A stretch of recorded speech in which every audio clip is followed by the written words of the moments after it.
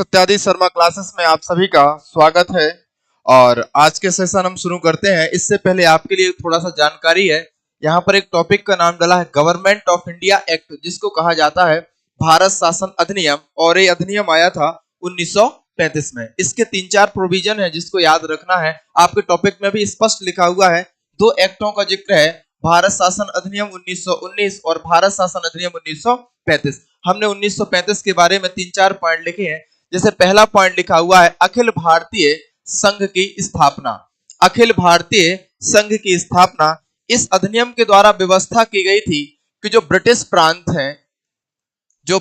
प्रांत है जहां पर ब्रिटिश सरकार सीधे प्रत्यक्ष शासन कर रही थी गवर्नर के माध्यम से, इन क्षेत्रों को तथा देशी रियासत जहां पर राजाओं के माध्यम से ब्रिटिश सरकार शासन कर रही थी, तो ब्रिटिश प्रांत और देशी रियासतों को मिलाकर के यदि सभी देशी रियासत मान जाती हैं तो ब्रिटिश सरकार भारत के लिए अखिल भारतीय संघ बनाएगी। लेकिन यह सफल नहीं हुआ, कभी भी अखिल भारतीय संघ नहीं बन पाया। लेकिन यह प्रोविजन था भारत शासन अधिनियम 1935 में। इसको हिंदी में कहते हैं भारत शासन अधिनियम 1935। तो पहला प्रोविजन है अखिल भारतीय संघ की स्थापना की जाएगी। दूसरा प्रोविजन था प्रांतों में उत्तरदायी सरकार की स्थापना की जाएगी। इसका मतलब है जो ये ब्रिटिश प्रांत है यहाँ पर चुनाव कराए जाएंगे और चुनाव के माध्यम से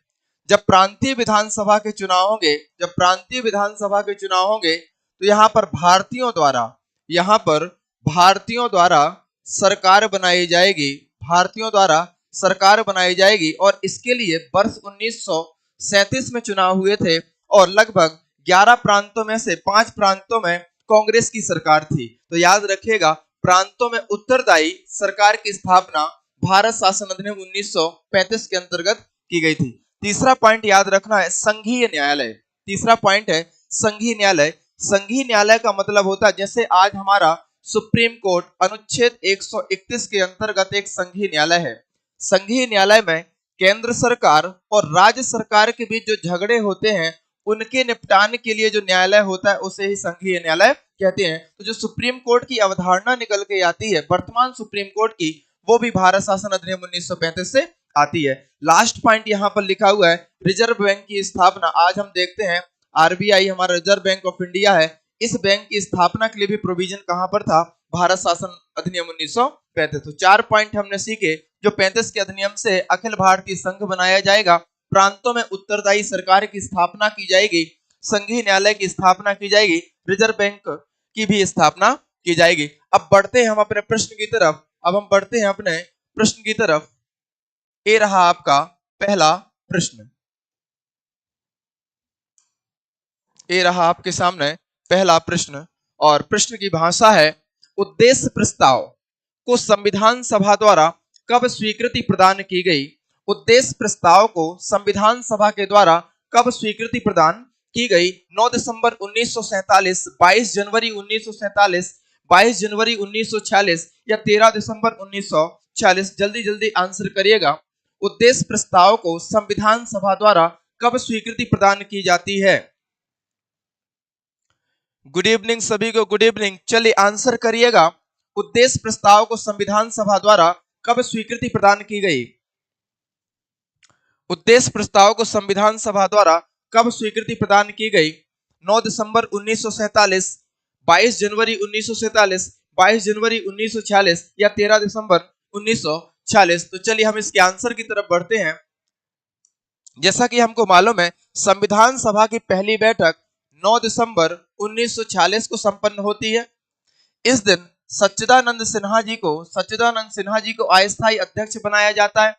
इसके बाद जब 11 दिसंबर की बैठक होती है, 1946 की बैठक होती है संविधान सभा की, तो इस दिन डॉक्टर राजेंद्र प्रसाद को स्थायी अध्यक्ष और एससी मुखर्जी को स्थायी उपाध्यक्ष बनाया जाता है। तीसरी बार जब 13 दिसंबर की बैठक हो गई, 13 दिसंबर 1946 की बैठक हो गई, तो इस दिन संविधान सभा के समक्ष उद्देश्य प्रस्ताव रखा जाएगा। और ये उद्देश्य प्रस्ताव रखा था पंडित जवाहरलाल नेहरू द्वारा उद्देश्य प्रस्ताव 13 दिसंबर 1946 को रखा जाएगा, जिसे संविधान सभा ने 22 जनवरी 1947 को पारित कर दिया। तो राइट आंसर हो जाएगा 22 जनवरी 1947।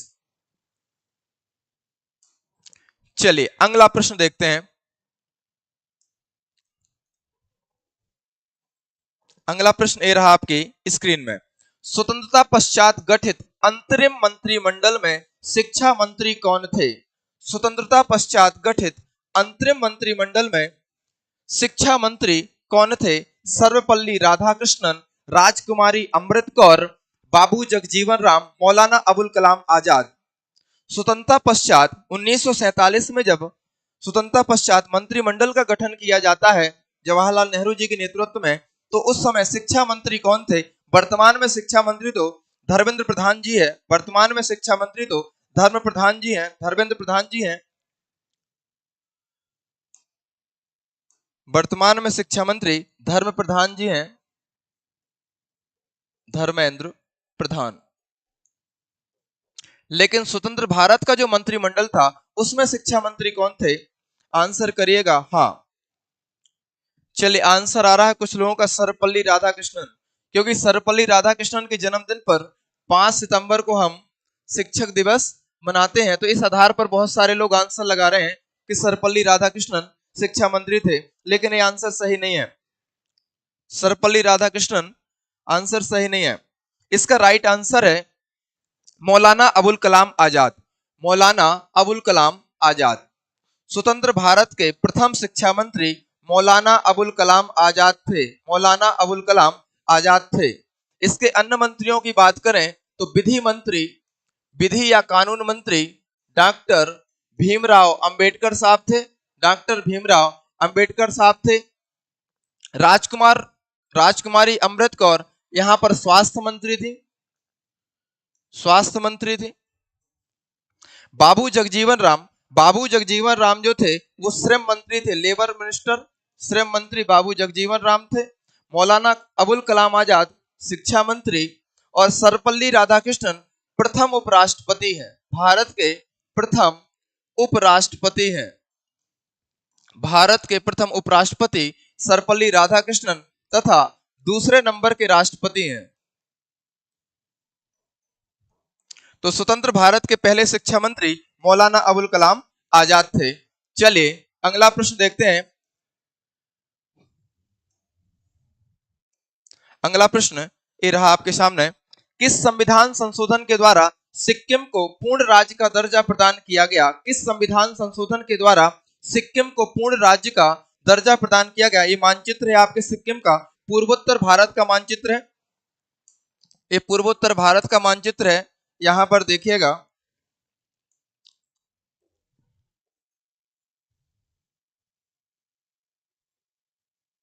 ये सिक्किम है। इस राज्य को वर्तमान में सिक्किम कहा जाता है। सिक्किम। यहां पर तिब्बत है जिस पर चीन का कब्जा है। तिब्बत। ये भूटान है, भूटान नाम का देश है। यहां पर नेपाल है, नेपाल। और यहां पर सिलीगुड़ी है। ये सिलीगुड़ी कॉरिडोर है। इस सिलीगुड़ी कॉरिडोर है, सिलीगुड़ी कॉरिडोर, और ये आता है पश्चिम बंगाल में। बात की जा रही है कि जो ये सिक्किम आज भारत में राज्य है, इसको भारत में पूर्ण राज्य का दर्जा किस संविधान संशोधन के द्वारा दिया गया? ऑप्शन है 34वां संविधान संशोधन, 35वां संविधान संशोधन, 36वां संविधान संशोधन या 42वां संविधान संशोधन।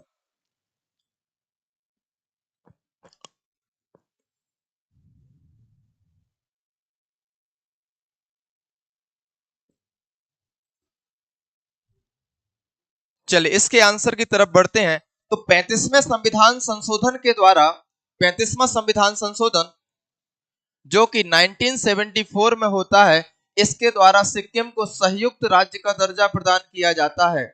सिक्किम को संयुक्त राज्य का दर्जा 35वें संविधान संशोधन के द्वारा प्रदान किया जाएगा। और 36वें संविधान संशोधन जो कि 1975 में होता है, इसके द्वारा सिक्किम पूर्ण राज्य का दर्जा प्राप्त करता है और 22वां राज्य बनता है। सिक्किम 22वां राज्य बनता है। राधे राधे राधे राधे। चलिए आप लोगों ने इसका आंसर नहीं किया। 36वां है इसका आंसर। 35वें द्वारा उसको संयुक्त राज्य का दर्जा मिलेगा और 36वें द्वारा पूर्ण राज्य का दर्जा। 36वें संविधान संशोधन द्वारा सिक्किम को पूर्ण राज्य का दर्जा मिलता है।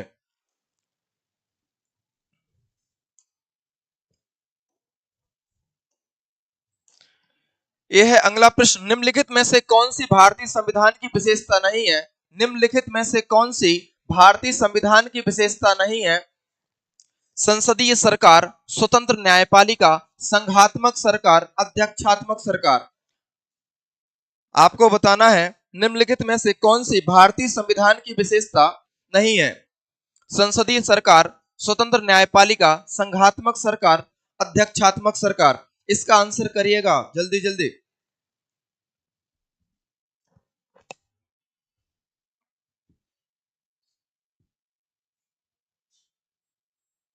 पूजा का आंसर आया है डी। रवीना का भी डी आ रहा है। के राजपूत जी का, के डॉट राजपूत जी का भी डी आ रहा है। अध्यक्षात्मक सरकार, डी डी बिल्कुल बिल्कुल डी।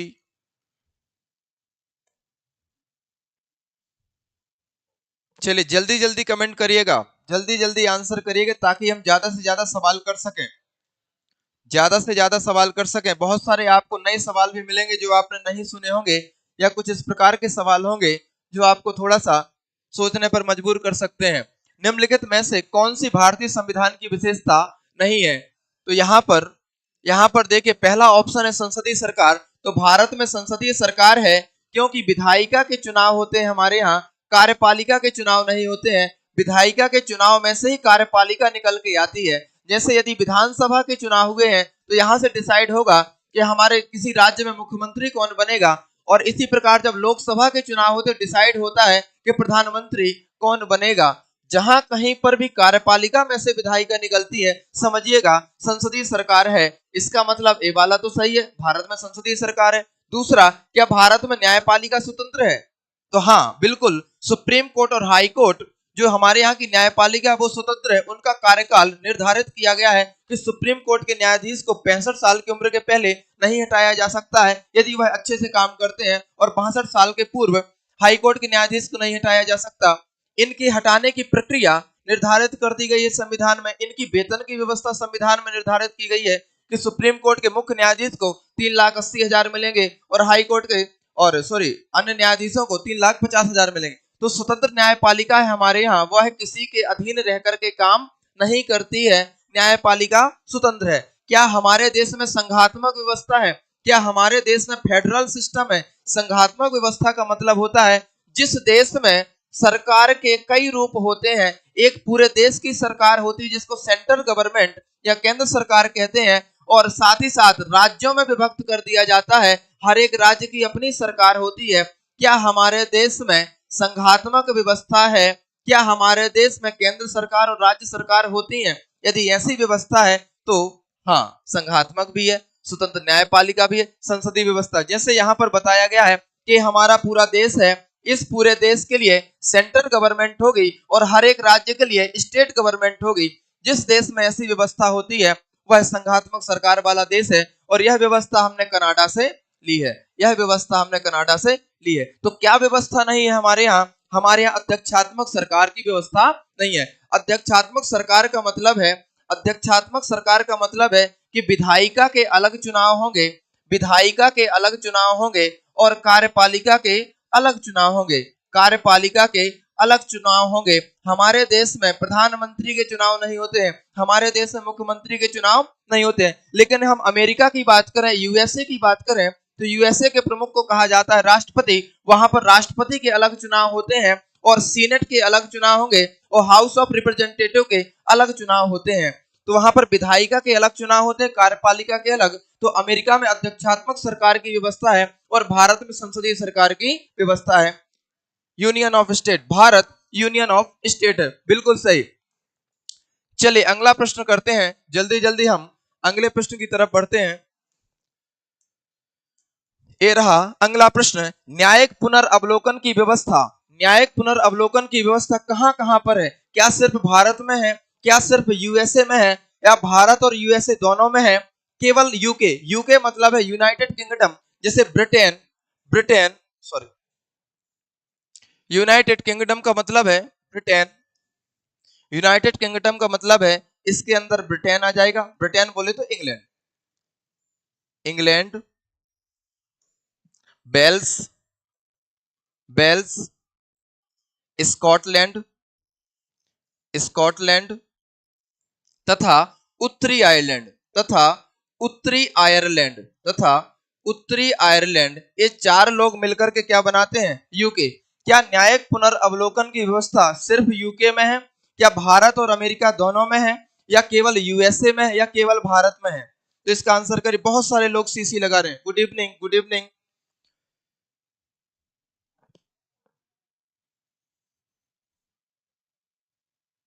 देखिए सुप्रीम कोर्ट का यहाँ पर चित्र भी बना हुआ है। कुछ लोग डी भी लगा रहे हैं, न्यायिक पुनर्वलोकन की शक्ति यूके में है, डी भी आ रहा है, केवल यूएसए।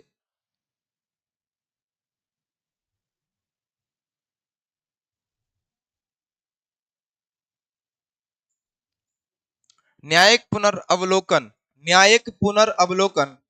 चलिए, तो भारतीय संविधान में जो न्यायिक पुनर्वलोकन की व्यवस्था है वह संविधान में यूएसए के संविधान से ली गई है। मतलब यूएसए में तो है ही, साथ ही साथ हमारे देश में है, यूएसए और इंडिया दोनों में है। तो आंसर क्या होगा, यूएसए और भारत दोनों में न्यायिक पुनर्वलोकन की व्यवस्था है। न्यायिक पुनर्वलोकन का मतलब है कान न्यायपालिका द्वारा, जैसे हमारे यहाँ सुप्रीम कोर्ट और हाई कोर्ट के पास यह पावर है कि वह संसद द्वारा बनाए गए कानूनों को तथा कार्यपालिका द्वारा किए गए कामों को चेक कर सकती है कि उन्होंने संविधान के अनुसार काम किया है अथवा नहीं। यदि संविधान के अनुकूल काम है तो वो कानून आगे बढ़ सकता है, लागू किया जा सकता है। यदि प्रतिकूल है तो वहां पर नल एंड वॉइड करार देता है। तो सुप्रीम कोर्ट और हाई कोर्ट का काम है यह चेक करना कि क्या संविधान के अनुसार कार्य किए जा रहे हैं विधायिका अथवा कार्यपालिका के द्वारा। इसी शक्ति को कहा जाता है न्यायिक पुनर्वलोकन। यह भारत में है और अमेरिका यूएसए में, ब्रिटेन में न्यायिक पुनर्वलोकन की शक्ति नहीं है, क्योंकि ब्रिटेन में संसदीय संसदीय सर्वोच्चता है। ब्रिटेन में संसदीय सर्वोच्चता है, याद रखिएगा।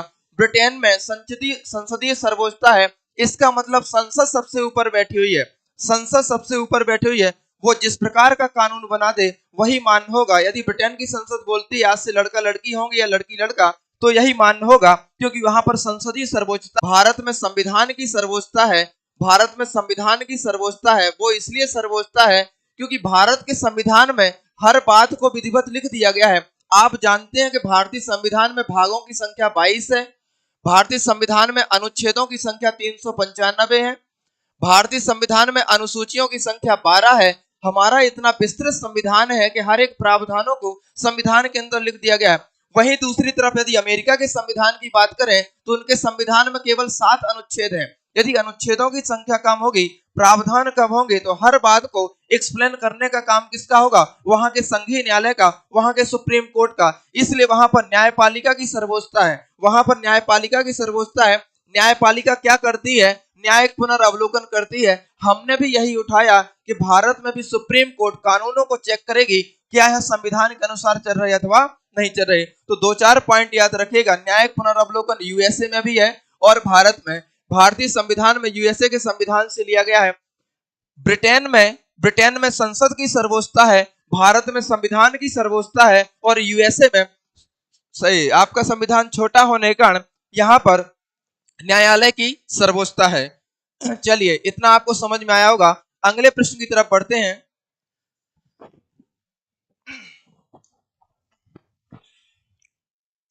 ये रहा अगला प्रश्न, शिक्षा का अधिकार जोड़ा गया, शिक्षा का अधिकार जोड़ा गया 42वें संशोधन द्वारा, 42वें संविधान संशोधन के द्वारा, 44वें संविधान संशोधन के द्वारा, 84वें संशोधन, 86वें संशोधन द्वारा।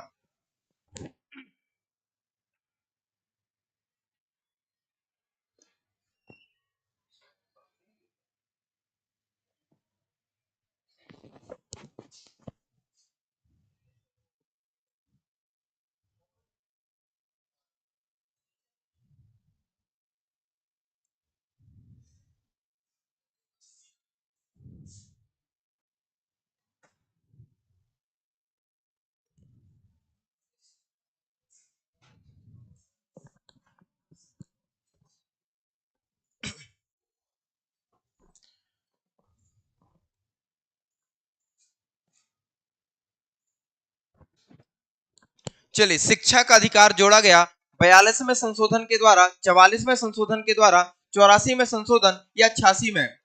जैसा कि आपको मालूम है कि जो शिक्षा का अधिकार है, संविधान के अनुच्छेद 21 ए के अंतर्गत इसे मूल अधिकार घोषित किया गया है। अनुच्छेद 21 कहता है यदि बालक की उम्र 6 से 14 वर्ष है तो उसे अनिवार्य शिक्षा मिलेगी। अनिवार्य के साथ साथ किस प्रकार की शिक्षा होगी? निःशुल्क शिक्षा होगी। अनिवार्य के साथ साथ निःशुल्क शिक्षा होगी। और इस व्यवस्था को, इस अनुच्छेद को संविधान में 86 में संविधान संशोधन सन 2002 के द्वारा जोड़ा गया। आपको एक बात याद रखना है, इस 86 में संशोधन के द्वारा संविधान में 3 स्थानों में संशोधन किया गया। पहला तो भाग 3 के अंतर्गत अनुच्छेद 21 ए जोड़ा गया।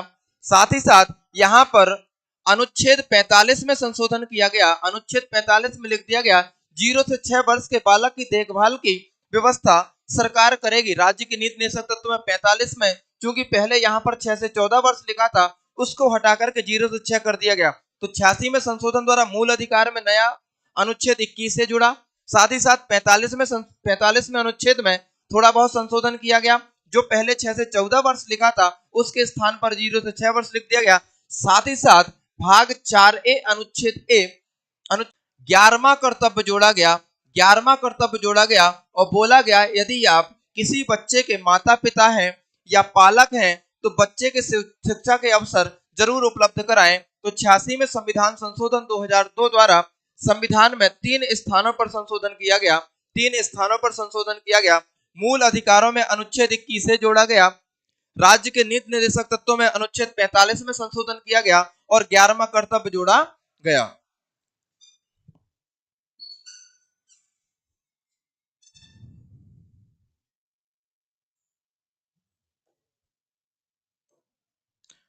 चलिए देखिएगा अगला प्रश्न। राज्य के नीति निर्देशक तत्व एक ऐसा चेक है जो बैंक की सुविधा अनुसार अदा किया जाता है, यह कथन किसका है? राज्य के नीति निर्देशक तत्व एक ऐसा चेक है जो बैंक की सुविधा अनुसार अदा किया जाता है, यह कथन किसका है? के.टी. शाह का है, के.एम. मुंशी जी का है, के.एम. पणिक्कर का है या बी.जी. खैर का है?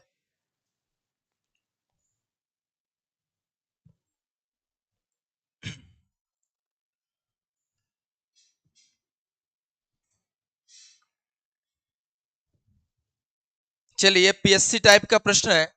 पीएससी इस समय कथन भी पूछ रहा है, किसका कथन क्या है, तो कुछ कथनों का भी अभ्यास करते हैं। यहाँ पर राज्य के नीति निर्देशक तत्व, जैसा कि आपको मालूम है कि राज्य के नीति निर्देशक तत्व संविधान के भाग 4 में वर्णित है। राज्य के नीति निर्देशक तत्वों का वर्णन संविधान के भाग 4 में किया गया है, अनुच्छेद 36 से लेकर के अनुच्छेद 51 तक। यहाँ पर एक अनुच्छेद आता है, अनुच्छेद 37 कहता है कि राज्य के नीति निर्देशक तत्व न्यायालय में परिवर्तनीय नहीं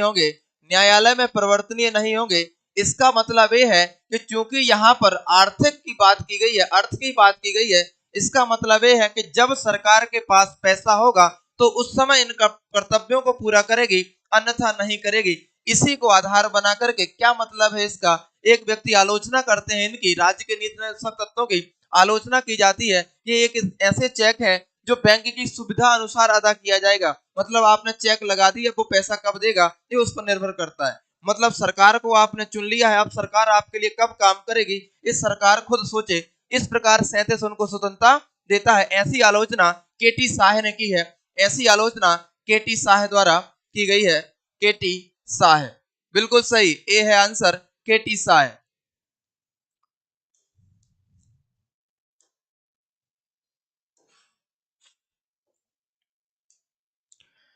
चलिए, हमारे यहाँ पर मैन ऑफिस नौलखा ब्रांच में एमपीपीएससी का ऑफलाइन बैच शुरू हुआ है और यह बैच 15 जनवरी से स्टार्ट है। 2 दिन का डेमो है और क्लासेस ऑफलाइन है, रिकॉर्ड भी की जा रही है। आप आकर के यहाँ पर और जानकारी ले सकते हैं और ज्वाइन कर सकते हैं। जो भी क्लास आपकी छूटेंगी उसको आपको और बाद में भी आपको करा दिया जाएगा। हमारी कोचिंग संस्थान में ऑफलाइन विद्यार्थियों के लिए लाइब्रेरी सुविधा है जो कि बिल्कुल फ्री रहेगी और पीडीएफ के थ्रू आपको कंटेंट दिया जाएगा। हर क्लास का जो भी क्लासरूम में आपको पढ़ाया जाएगा और रविवार को स्पेशल क्लास भी रहती है, आपके लिए टेस्ट की व्यवस्था भी है। रिवीजन के लिए आपको उसी क्लास को आपको आपके ऐप पर भी प्रोवाइड कराया जाएगा, क्योंकि ऑफलाइन के साथ साथ उसको रिकॉर्ड भी किया जाएगा ताकि आपको बाद में मिल सके, और कभी आपकी कोई क्लासेस छूट जाती है तो आप वहां पर जाकर के रिवीजन कर सकें। साथ ही अनुभवी शिक्षकों द्वारा पढ़ाया जाएगा और सभी विषयों की आपको प्रिंटेड नोट मिल जाएंगे। क्लास का टाइमिंग है 8 AM से 3 PM। चलिए अगला प्रश्न देखते हैं। निर्विरोध निर्वाचित होने वाले राष्ट्रपति थे। निर्विरोध, निर्विरोध का मतलब है कि यदि कोई चुनाव में खड़ा हुआ है, उसके सामने कोई दूसरा प्रतिद्वंदी नहीं है, सिर्फ एक ही व्यक्ति चुनाव में खड़ा हुआ है, और ऐसी कंडीशन में वोटिंग होती ही नहीं है, उसी को जीता घोषित कर दिया जाता है। तो ऐसे कौन से राष्ट्रपति थे जो निर्विरोध निर्वाचित किए गए थे? बीवी गिरी, जाकिर हुसैन, ज्ञानी जैल सिंह, नीलम संजीव रेड्डी। ऐसे कौन से राष्ट्रपति हैं जो निर्विरोध निर्वाचित हुए थे? चुनाव कराना ही नहीं पड़ा, एक ही व्यक्ति चुनाव में खड़ा था और वही जीत गया। कौन थे? बीबी गिरी, जाकिर हुसैन, ज्ञानी जैल सिंह, नीलम संजीव रेड्डी। डी। चलिए दीदी आंसर आ रहा है। बहुत बढ़िया, बहुत बढ़िया, बहुत बढ़िया। पूजा का P13, अर्चना पांडे का B आ रहा है। सुरेंद्र मेढ़ा जी का D। बढ़िया बढ़िया। चलिए जल्दी जल्दी कमेंट्स करके आंसर दीजिएगा। आंसर करते चलिए, आंसर करते चलिए, फिर हम देखते हैं। चलिए निर्विरोध, कौन से राष्ट्रपति निर्विरोध चुने गए? तो इसका आंसर है नीलम संजीव रेड्डी। नीलम संजीव रेड्डी वो राष्ट्रपति हैं जो निर्विरोध निर्विरोध निर्विरोध चुने जाते हैं। ज्ञानी जैल सिंह की बात करें, ज्ञानी जैल सिंह वो राष्ट्रपति हैं जिन्होंने जेबी वीटो का प्रयोग किया, जिन्होंने जेबी या पॉकेट वीटो का प्रयोग किया था, जेबी या पॉकेट वीटो का प्रयोग किया था। जाकिर हुसैन वो हैं जिनकी कार्यकाल के दौरान मृत्यु हुई थी, पहले राष्ट्रपति जिनकी कार्यकाल के दौरान मृत्यु होती है, जाकिर हुसैन। और बीबी गिरी वो है जिनमें द्वितीय चरण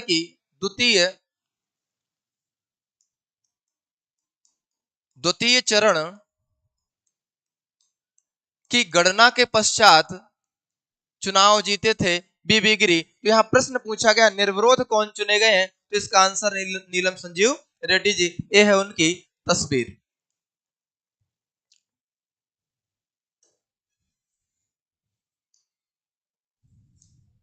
चलिए अगले प्रश्न की तरफ बढ़ते हैं। ये रहा आपका अगला प्रश्न।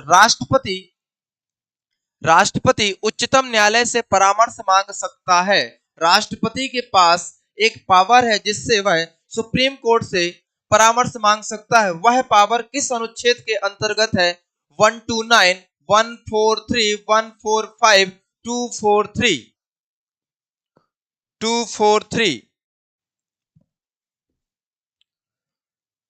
गुड इवनिंग भैया, गुड इवनिंग। इसका आंसर करिएगा। बहुत प्यारा, बहुत अच्छा क्वेश्चन है, बहुत महत्वपूर्ण क्वेश्चन है। राष्ट्रपति उच्चतम न्यायालय से परामर्श मांग सकता है अनुच्छेद 149 के अंतर्गत, अनुच्छेद 143 के अंतर्गत, अनुच्छेद 145 के अंतर्गत, अनुच्छेद 243 के अंतर्गत।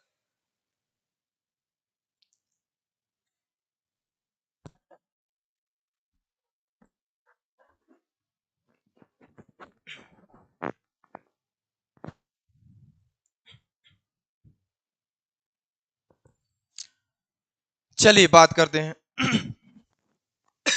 सॉरी, इसका सही आंसर है अनुच्छेद 143। अनुच्छेद 143।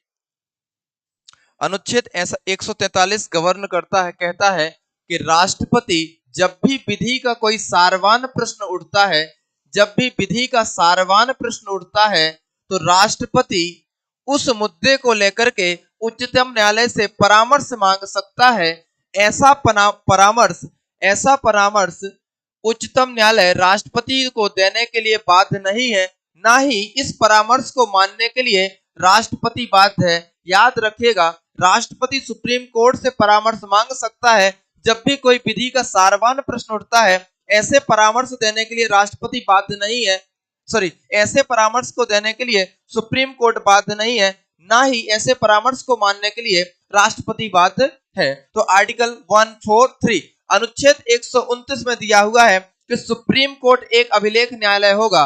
सुप्रीम कोर्ट एक अभिलेख न्यायालय होगा। अभिलेख न्यायालय का मतलब है, अभिलेख न्यायालय का मतलब है इसके द्वारा दिए गए निर्णयों को कहीं पर भी गवाह साक्ष्य के रूप में रखा जा सकता है, उनको मान्य किया जाएगा, और यह यदि न्यायालय की अवमानना की जाती है तो दंड की व्यवस्था भी कर सकता है। हाँ हाँ राजपूत जी, बिल्कुल मांग सकता है, परंतु वो मानने के लिए बाध्य नहीं है, ना वो देने के लिए बाध्य है, ना ही ये मानने के लिए बाध्य है।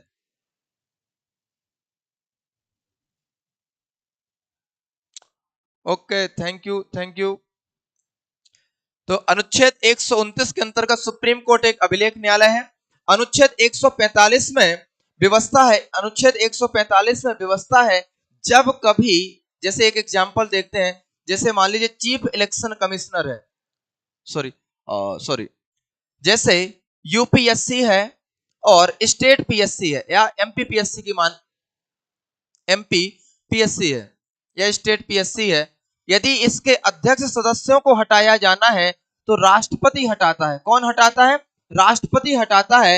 लेकिन राष्ट्रपति इससे पहले किससे पूछेगा, किससे जांच करवाएगा? वह सुप्रीम कोर्ट से जांच करवाता है, और सुप्रीम कोर्ट जांच 145 के अंतर्गत करता है कि क्या वाकई यूपीएससी के अध्यक्ष सदस्य या स्टेट पीएससी के अध्यक्ष सदस्य ने कदाचार किया है अथवा नहीं। ऐसी सिचुएशन में जांच करता है सुप्रीम कोर्ट अनुच्छेद 145 के अंतर्गत। तो इस बात को भी आप सीख लीजिएगा। अनुच्छेद 243 में आपको सभी को पता है कि यहाँ पर पंचायतों की व्यवस्था है। यहाँ पर पंचायतों के लिए यह आर्टिकल है अनुच्छेद 243 से लेकर के अनुच्छेद 243 ओ तक के हैं।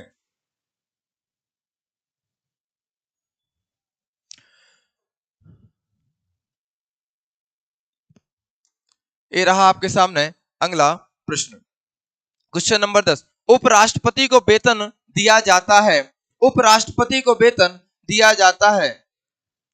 उपराष्ट्रपति को वेतन दिया जाता है लोकसभा अध्यक्ष के रूप में, उपराष्ट्रपति के रूप में, राज्यसभा के सभापति के रूप में, उपर्युक्त में से कोई नहीं। चलिए देखते हैं कौन कौन इसका आंसर करता है।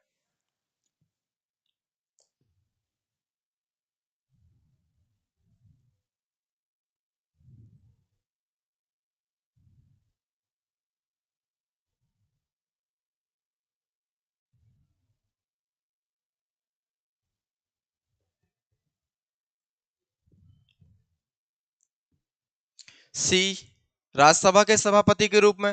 बिल्कुल बढ़िया, बहुत बढ़िया बहुत बढ़िया। जो उपराष्ट्रपति का पद है, इस उपराष्ट्रपति के पद की व्यवस्था यूएसए के संविधान से की गई है। फर्स्ट बात, उपराष्ट्रपति के पद की व्यवस्था संविधान के अनुच्छेद 63 में है, और संविधान का अनुच्छेद 64 कहता है कि उपराष्ट्रपति राज्यसभा का पदेन सभापति होगा, राज्यसभा का एक्स ऑफिसियो होगा, पदेन सभापति होगा, और इसी सभापति के रूप में उपराष्ट्रपति को वेतन दिया जाता है, ना कि उपराष्ट्रपति के रूप में। ये बात याद रखिएगा, उपराष्ट्रपति को वेतन उपराष्ट्रपति के रूप में नहीं मिलती है, उसको वेतन मिलती है राज्यसभा के सभापति के रूप में। और यह संविधान के अनुच्छेद 97 में लिखा हुआ है वेतन के बारे में, और राज्यसभा के सभापति के रूप में उपराष्ट्रपति काम करेगा, ये लिखा हुआ है 64 में। तो 3-4 बातें यहाँ पर सीखी। उपराष्ट्रपति का पद यूएसए से लिया है, उपराष्ट्रपति के पद की व्यवस्था 63 में है। 64 कहता है कि जो भी व्यक्ति उपराष्ट्रपति बनेगा वह राज्यसभा का पदेन सभापति होगा, और अनुच्छेद 97 कहता है कि जो राज्यसभा का सभापति है, जो उपराष्ट्रपति है, उसको वेतन उपराष्ट्रपति के रूप में न मिलकर के राज्यसभा के सभापति के रूप में मिलेगी, और यह वेतन है 4 लाख रुपए। कितनी है? 4 लाख रुपए।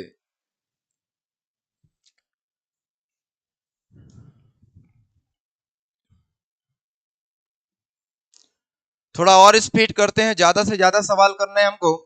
यह है अगला प्रश्न, निम्नलिखित में से कौन से प्रधानमंत्री हुए जो प्रधानमंत्री नियुक्त होने के पूर्व किसी राज्य के मुख्यमंत्री थे? प्रश्न आपको समझ में आ गया होगा। पूछा जा रहा है कि पहले मुख्यमंत्री थे, पहले मुख्यमंत्री थे और मुख्यमंत्री के बाद क्या बने, प्रधानमंत्री बने। जैसे यहां पर नरेंद्र मोदी जी की फोटो है और एक गुजरात के मुख्यमंत्री थे जो कि वर्तमान में प्रधानमंत्री है। यह फोटो है मुरारजी भाई देसाई की, यह फोटो है मुरारजी भाई देसाई, मुरारजी भाई देसाई की है, जो बंबई, महाराष्ट्र को पहले बंबई कहा जाता था, उस राज्य के मुख्यमंत्री थे। और ये है नरसिम्हा राव जी की, नरसिम्हा राव, नरसिम्हा राव जी की फोटो है जो कि आंध्र प्रदेश के मुख्यमंत्री थे, फिर भारत के प्रधानमंत्री बने। मुरारजी भाई देसाई बने हैं, नरसिम्हा राव जी बने हैं, मोदी जी बने हैं। अब यहां पर बताना है कि इनमें से कौन व्यक्ति है जो पहले मुख्यमंत्री था किसी राज्य का, फिर क्या बना है, प्रधानमंत्री बना है।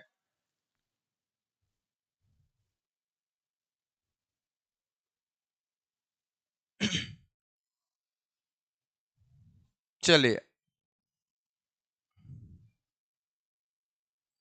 डी उपरोक्त सभी, डी उपरोक्त सभी। चलिए, कोई बोल रहा है एमपीपीएससी का रिजल्ट आ गया है, मैं जा रहा हूं, मैं जा रहा।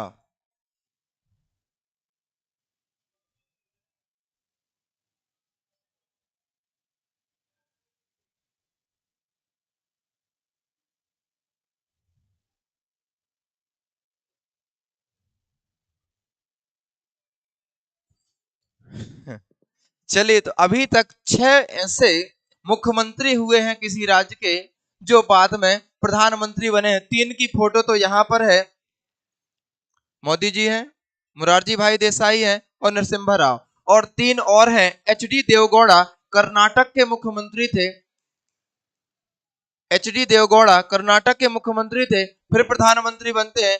बीपी सिंह उत्तर प्रदेश के मुख्यमंत्री थे, फिर प्रधानमंत्री बनते हैं। चौधरी चरण सिंह उत्तर प्रदेश के मुख्यमंत्री थे, फिर बाद में ये भी क्या बनते हैं, प्रधानमंत्री। तो अभी तक 6 ऐसे प्रधानमंत्री हुए हैं जो पहले मुख्यमंत्री रह चुके हैं। 6 के नाम ये है, Narendra Modi ji, Morarji Bhai Desai, Narasimha Rao, H D Devegowda, VP Singh, Chaudhary Charan Singh, Vishwanath Pratap Singh.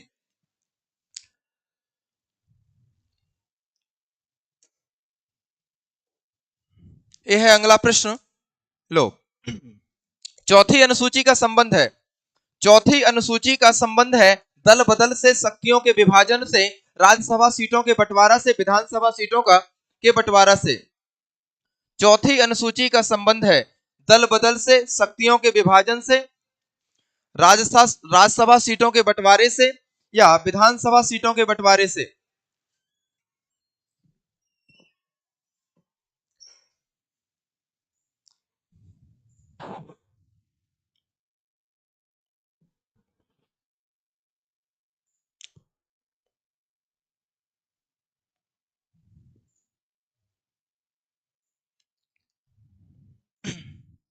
CC आ रहा है राज्यसभा सीटों से, बहुत बढ़िया। पूजा उर्वशी पटेरिया, पटेरिया जी का बी आ रहा है, शक्तियों के विभाजन से। नहीं भैया, शक्तियों के विभाजन का संबंध जो है वो 7वीं अनुसूची है। शक्तियों के विभाजन का संबंध 7वीं अनुसूची है, जहां पर 3 सूचियां हैं, संघ सूची, राज्य सूची, संवर्ती सूची। संघ सूची 100 विषय, राज्य सूची 61 विषय और संवर्ती सूची 52 विषय। और दल बदल का संबंध है वह है 10वीं अनुसूची से।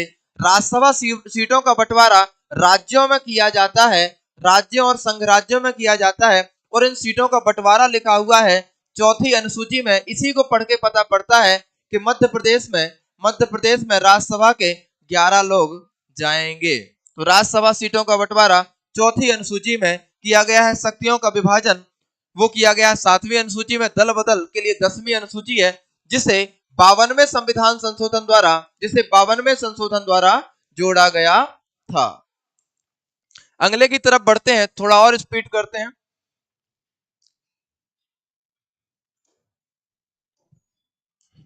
ये रहा प्रश्न, संसदीय इतिहास में अब तक कुल कितनी बार संसद का संयुक्त अधिवेशन आहूत किया गया है। संसदीय इतिहास में अब तक कुल कितनी बार संसद का संयुक्त अधिवेशन आहूत किया गया है।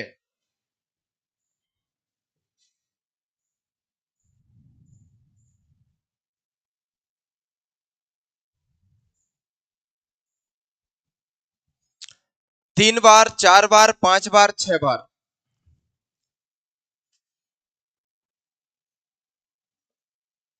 चलिए,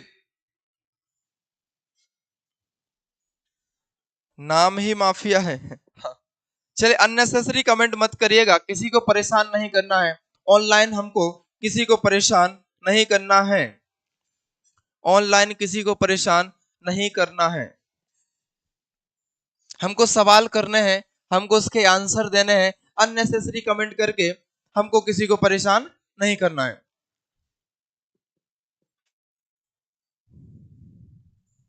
चलिए, मान जाएगा पूजा, ठीक है, समझदार हैं, सभी लोग समझदार हैं। जब भी कोई पढ़ने की क्लास में आता है तो ये मान के चलिए वो समझदार ही होता है, बस थोड़ा बहुत कुछ समय के लिए बहक जाता है। यदि उसको बोल दिया जाए तो वो मान भी जाता है। कोई भी अब अननेसेसरी कमेंट नहीं करेगा। चलिए, यहाँ पर बताइए, संसदीय इतिहास में अब तक कुल कितनी बार संयुक्त अधिवेशन हुआ है? जैसा कि आपको पता है, संसद के संयुक्त अधिवेशन की व्यवस्था या संयुक्त बैठक, इसी को क्या कहा जाता है? संयुक्त बैठक। संसद की संयुक्त बैठक अनुच्छेद 108 के अंतर्गत कौन बुला सकता है? तो राष्ट्रपति बुला सकता है। और इस बैठक की अध्यक्षता कौन करेगा? इस बैठक की अध्यक्षता करेगा लोकसभा अध्यक्ष।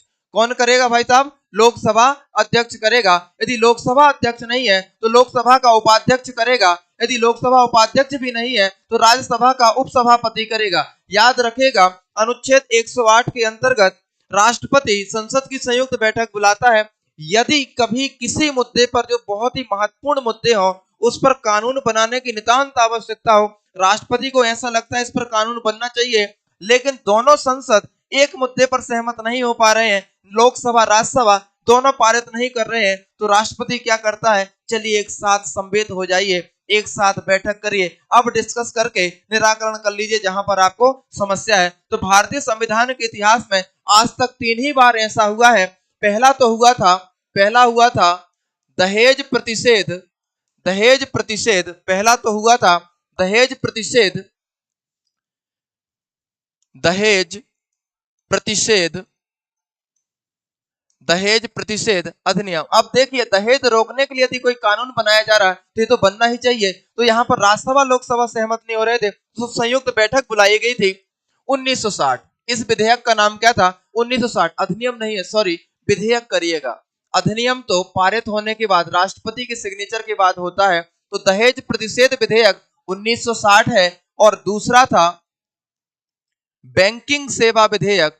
बैंकिंग सेवा विधेयक, बैंकिंग सेवा विधेयक, बैंकिंग सेवा विधेयक, जो कि 1978 का है। और तीसरा है आतंकवाद निरोधक, आतंकवाद, आतंकवाद निरोधक, निरोधक अध्यादेश को पारित करने के लिए, अध्यादेश को पारित करने के लिए सन 2002 में। इन 3 विधेयकों के संबंध में राष्ट्रपति ने संयुक्त बैठक बुलाई है। इन 3 विधेयकों के संबंध में राष्ट्रपति ने संयुक्त बैठक बुलाई है अनुच्छेद 108 का प्रयोग करते हुए। राइट आंसर हो जाएगा 3 बार संयुक्त बैठक। कितनी बार है? 3 बार संयुक्त बैठक है।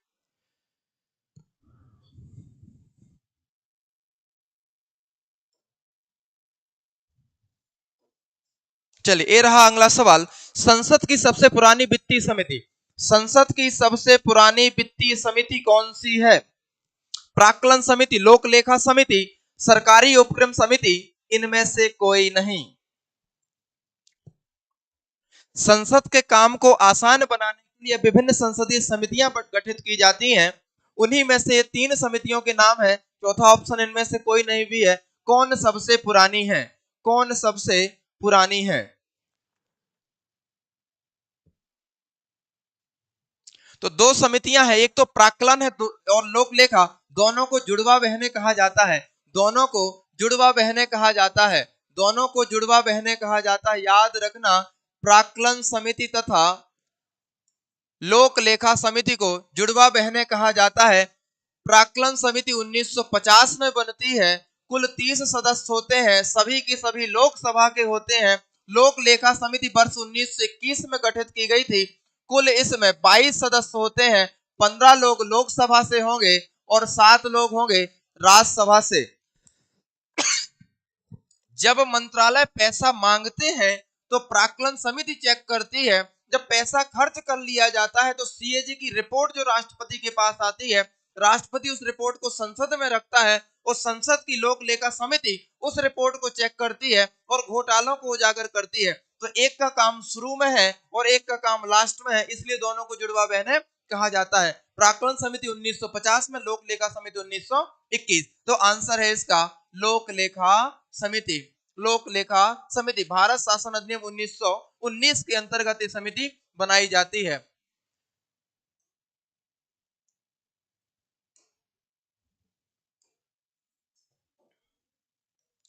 चलिए अगला प्रश्न फिर से आपके सामने। यहाँ पर हमारी यहाँ पर एमपीपीएससी का नया बैच स्टार्ट हुआ है 15 जनवरी से और 2-3 दिन की क्लासेस अभी हुई हैं, डेमो क्लासेस चल रही हैं। तो आप लोग सेंटर में विजिट कर सकते हैं। नौलखा सेंटर में टाइमिंग रहेगी 8 से 3 बजे और यहाँ पर कुछ सुविधाएं हैं, अच्छी अच्छी सुविधाएं हैं। हमारे यहाँ पर लाइब्रेरी की व्यवस्था है बच्चों के लिए फ्री ऑफ कॉस्ट। और दूसरा जो क्लासेस है, हर क्लास का जो पीडीएफ रोज पढ़ाया जा रहा है वो भी आपको रोज अवेलेबल होगा। साथ ही साथ प्रत्येक रविवार को हमारे यहाँ टेस्ट और स्पेशल क्लास रखी जाती है रिवीजन के लिए। आपको घर बैठे या आप जब छुट्टी में है या आपकी कोर्स कंप्लीट हो जाएगा या क्लास छुट्टी है तो आपको ऐप पर रिकॉर्डेड क्लास भी वही मिलेगी जो आपने क्लास में डेली पढ़ा है। चलिए अगले प्रश्न की तरफ बढ़ते हैं। ये रहा आपके सामने 15वां प्रश्न आपकी स्क्रीन पर। यहां पर लिखा है राष्ट्रपति द्वारा राज्यसभा में कितने व्यक्ति मनोनीत किए जाते हैं? बड़ी नहीं आएगा।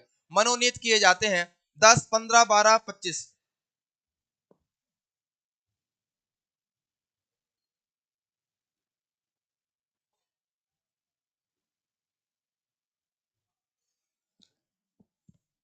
चलिए मैं ऑनलाइन भी और ऑफलाइन दोनों क्लासेस रहती है मेरी, ऑनलाइन और ऑफलाइन दोनों रहती हैं।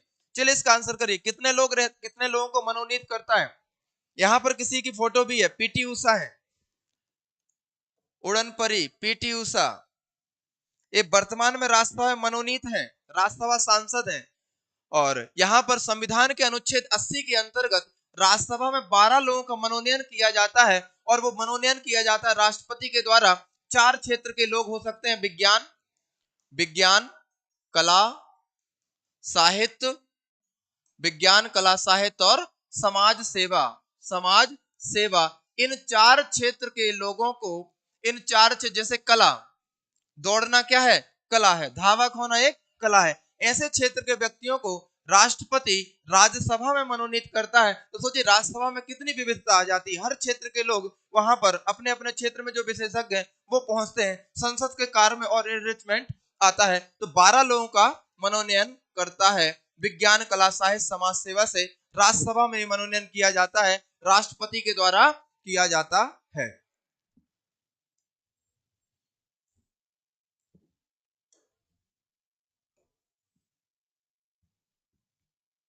चलिए ये रहा आपका अगला सवाल,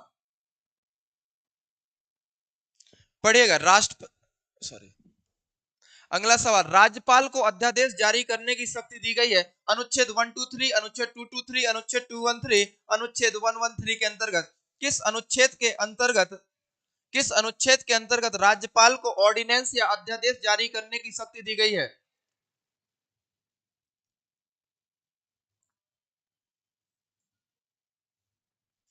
आप लोग लाइक भी करते जाइएगा, शेयर भी करिए। आप सेशन को शेयर भी करते रहिए, लाइक भी करिएगा।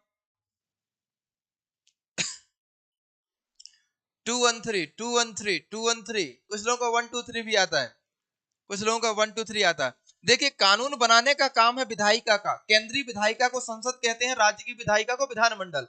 लेकिन ना तो संसद ना ही विधानमंडल साल भर काम नहीं करते हैं, कुछ सत्रों में काम करते हैं। इनके 3 सत्र होते हैं, बजट सत्र, मानसून सत्र और शीतकालीन सत्र। बाकी समय ये छुट्टी पर होते हैं। मान लीजिए किसी समय अचानक से कानून बनाने की तुरंत आवश्यकता है और संसद सत्र में नहीं है, ना ही विधानमंडल सत्र में है, तो यदि संसद सत्र में नहीं तो राष्ट्रपति अध्यादेश जारी करके सिग्नेचर के माध्यम से कानून बनाएगा, और यदि विधानमंडल सत्र में नहीं है तो राज्यपाल सिग्नेचर के माध्यम से अध्यादेश जारी करता है। राष्ट्रपति अध्यादेश जारी करता है 123 के अंतर्गत राष्ट्रपति द्वारा अध्यादेश जारी किया जाता है।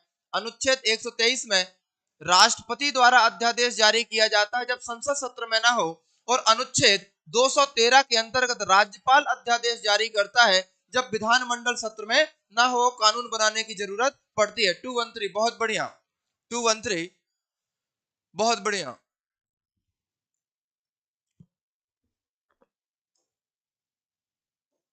चलिए अगले प्रश्न की तरफ बढ़ते हैं। यह है आपका अगला प्रश्न, किसके पास विधान परिषद को स्थापित या समाप्त करने का अधिकार है? विधान परिषद को कौन बना सकता है, कौन हटा सकता है? जैसा कि आपको पता है राज्य विधानमंडल के 3 अंग होते हैं, विधान परिषद, विधानसभा और राज्यपाल।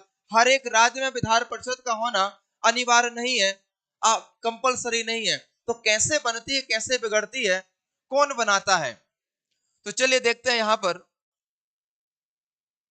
संविधान का अनुच्छेद 169 गवर्न करता है, अनुच्छेद 169 गवर्न करता है कि यदि किसी राज्य में विधान परिषद बनाई जानी है तो विधान परिषद को संसद द्वारा बनाया जाएगा। लेकिन संसद कब बनाएगी? जब संबंधित राज्य की विधानसभा, जब संबंधित राज्य की विधानसभा इस आशय का प्रस्ताव पारित करके संसद को भेजती कि भाई साहब हमारे राज्य में विधान परिषद बना दो, या हमारे राज्य में बनी हुई है इसको मिटा दो। वर्तमान में 6 राज्यों में विधान परिषद है, वर्तमान में 6 राज्यों में विधान परिषद है।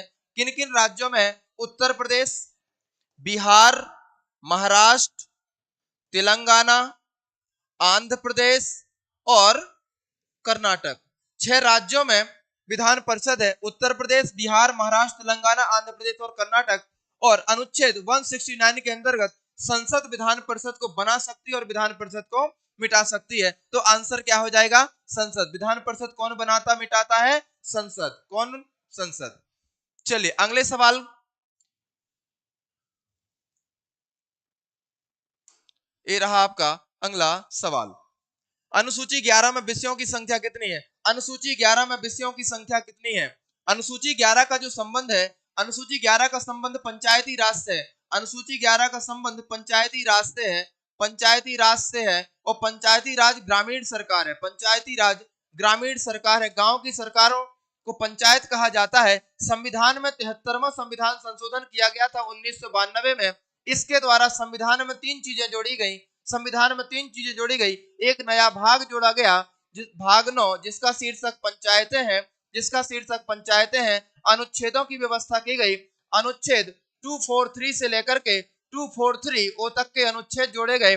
साथ ही साथ 11वीं अनुसूची, 11वीं अनुसूची में 29 विषय जोड़े गए, 11वीं अनुसूची में 29 विषय जोड़े गए। और इन्हीं विषयों पर पंचायतें काम करती हैं। तो कितने विषय हैं? 29 विषय हैं, 29 विषय हैं। अगला सवाल देखते हैं। ये रहा अगला सवाल। उच्चतम न्यायालय एक अभिलेख न्यायालय है। अभी हमने कुछ समय पहले देखा था, अभी हमने कुछ समय पहले देखा था, उच्चतम न्यायालय एक अभिलेख न्यायालय है। उच्चतम न्यायालय एक अभिलेख न्यायालय अनुच्छेद 124 के अंतर्गत, अनुच्छेद 127, 129, 131 के अंतर्गत उच्चतम न्यायालय एक अभिलेख न्यायालय है।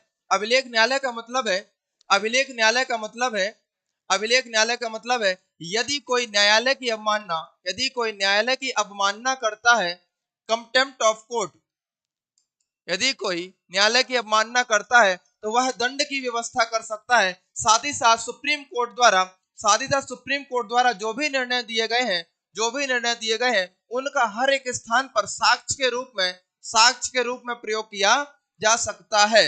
इसी को कहा जाता है कि सुप्रीम कोर्ट एक अभिलेख न्यायालय है। और अभिलेख न्यायालय आर्टिकल 129 के अंतर्गत है। सुप्रीम कोर्ट की व्यवस्था अनुच्छेद 124 में है। और सुप्रीम कोर्ट एक संघीय न्यायालय होता है, यह अनुच्छेद 131 के अंतर्गत आता है। अगले प्रश्न की तरफ बढ़ते हैं।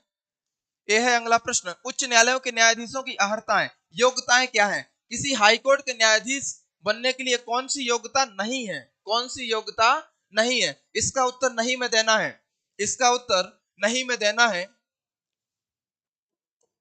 नहीं में देना है। तो पहला लिखा है भारत राज्य क्षेत्र में कम से कम 10 वर्ष तक क्या रहा हो? न्यायिक पद पर। इसका मतलब जज या न्यायाधीश रहा हो, या एक से अधिक राज्यों के उच्च न्यायालय में 10 वर्ष तक अधिवक्ता या वकील रहा हो, यह योग्यता। तीसरा लिखा है वह एक या अधिक उच्च न्यायालय में लगातार 5 वर्ष तक अधिवक्ता रहा हो, या वह भारत का नागरिक हो। इनमें से 3 योग्यताएं हाईकोर्ट की हैं, एक नहीं है। तो यहाँ पर जो सी नंबर है, जो सी नंबर है 5 नहीं है, कितना है? 10 वर्ष तक रहा हो। कितने वर्ष?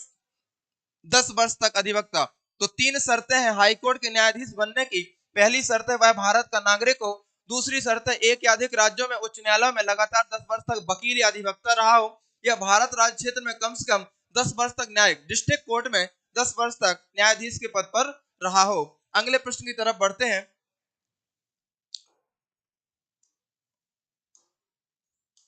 यह है अगला प्रश्न, वित्त आयोग का गठन किया जाता है।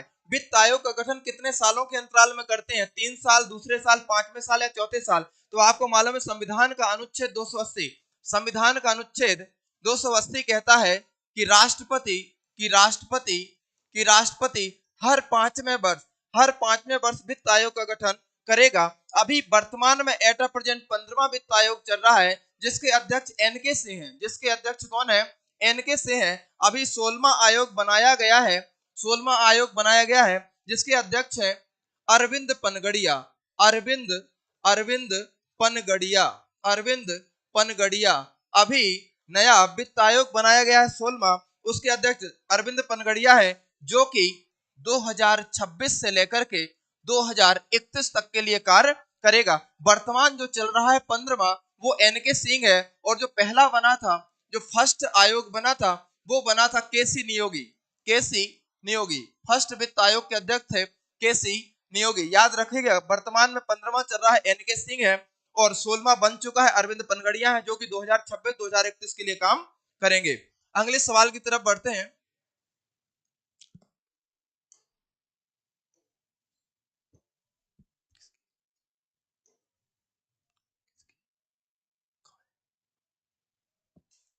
चल यहाँ पर लिखा हुआ है फर्स्ट वित्त आयोग 1952 से 57 तक केसी नियोगी साहब थे।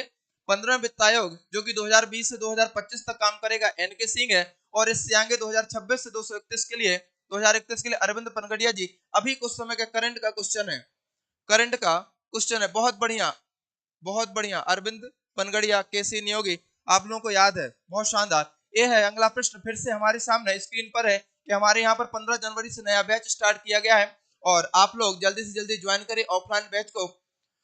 मैं एडमिशन लीजिएगा, बहुत सारी सुविधाएं हैं, लाइब्रेरी की सुविधा है, पीडीएफ क्लासेस आपको रोज मिलेगी। आपकी क्लास की जो भी पीडीएफ है, स्पेशल क्लास रहेंगे, टेस्ट रहेंगी, और उसके बाद भी आपको रिकॉर्डेड क्लास आपकी क्लास की दी जाएगी। ये है आपका अगला प्रश्न लिखा है, राज्य लोक सेवा आयोग के अध्यक्ष तथा सदस्यों को हटाता है।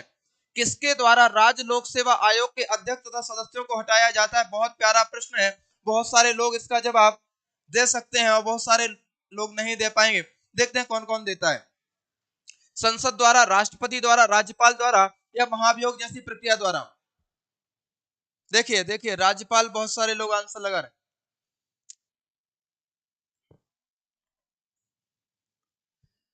राज्य लोक सेवा आयोग के अध्यक्ष तथा सदस्यों को हटाता है। कौन हटाता है? संसद, राष्ट्रपति, राज्यपाल, महाभियोग जैसी प्रक्रिया द्वारा। संसद, राष्ट्रपति, राज्यपाल, महाभियोग जैसी प्रक्रिया द्वारा। संसद, राष्ट्रपति। कौन हटाता है? याद रखिए, बहुत प्यारा है, आईएमपी है, बहुत महत्वपूर्ण है। नियुक्ति करता है, नियुक्ति जो की जाती है वो की जाती है राज्यपाल द्वारा। किसके द्वारा? राज्यपाल द्वारा। लेकिन राज्य लोक सेवा आयोग के अध्यक्ष सदस्यों को हटाता कौन है? तो राष्ट्रपति हटाता है। जब सुप्रीम कोर्ट अनुच्छेद 145 के अंतर्गत क्या करता है? जांच करता है कि क्या वाकई साबित कदाचार या असमर्थता है, तो राष्ट्रपति हटाता। याद रखिएगा, मध्य प्रदेश लोक सेवा आयोग या किसी भी राज्य के लोक सेवा आयोग के अध्यक्ष सदस्य को राष्ट्रपति हटाता है सुप्रीम कोर्ट के जांच प्रतिवेदन के बाद, अनुच्छेद 145 के अंतर्गत। बहुत शानदार, प्रेसिडेंट।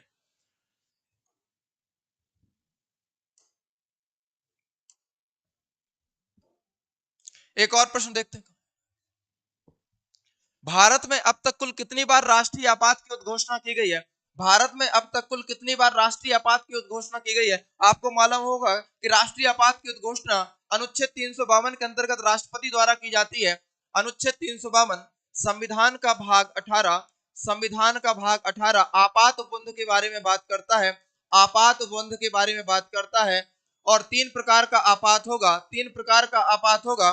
राष्ट्रीय आपात, दूसरा होता है राष्ट्रपति शासन, और तीसरा है लास्ट सवाल है आपका, तीसरा है आपका वित्तीय आपात, वित्तीय आपात, राष्ट्रीय आपात अनुच्छेद 352 के अंतर्गत राष्ट्रपति उद्घोषित करता है और अभी तक 3 बार राष्ट्रीय आपातकाल लगाया चुका है। जब पहली बार 1962 में चीन के साथ युद्ध होता है तब लगाया जाता है, 1971 में जब पाकिस्तान के साथ युद्ध होगा तब लगाया जाएगा, और इंदिरा गांधी आंतरिक अशांति के आधार पर 1975 में आपातकाल लगाती हैं जो कि 1977 तक चलता है। तो 3 बार हमारे यहाँ राष्ट्रीय आपातकाल की उद्घोषणा की गई है और आपातकाल की उद्घोषणा राष्ट्रपति द्वारा की जाती है अनुच्छेद 352 के अंतर्गत, जब मंत्रिमंडल इस आशय की लिखित सिफारिश करता है। चलिए, थैंक यू वेरी मच। इससे आगे के सवाल कल करेंगे।